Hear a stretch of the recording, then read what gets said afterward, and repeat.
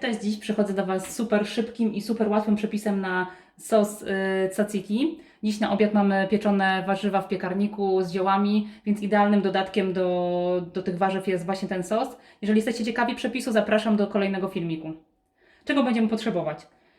Jogurt typu greckiego. Może być jogurt naturalny, ważne, żeby był gęsty.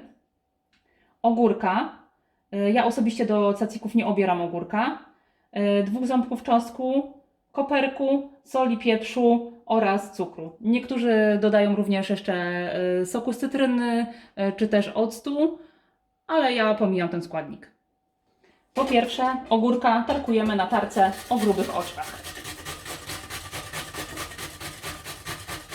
Do starkowanego ogórka dosypujemy soli. Chcemy, aby puścił soki i następnie troszkę je odsączymy, bo nie chcemy, żeby to była polska mizeria, ale jednak tzatziki. W międzyczasie siekamy koperek. Jeżeli ktoś bardzo nie lubi koperku, może być to mięta. Jak wiemy, mięta w kuchni greckiej jest wykorzystywana często i świetnie podbija smak. Ja jednak dzisiaj nie mam mięty, więc zastąpię ją koperkiem. Gdy odsączyliśmy już nadmiar wody z ogórków, dorzucamy posiekany koperek.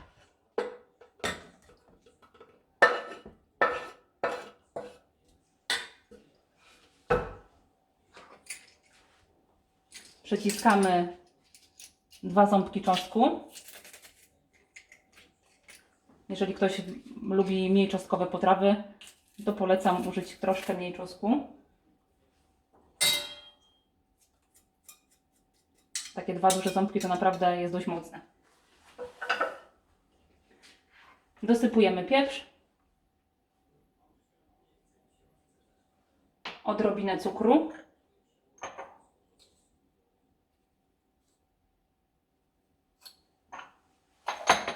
oraz dodajemy całe opakowanie jogurtu greckiego.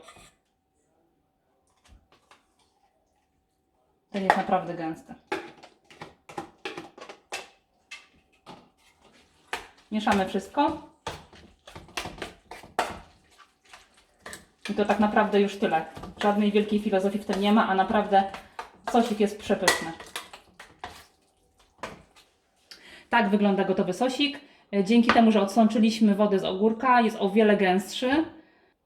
Najlepiej, żeby przegryzł się przynajmniej godzinę w lodówce. Wtedy smakuje najlepiej.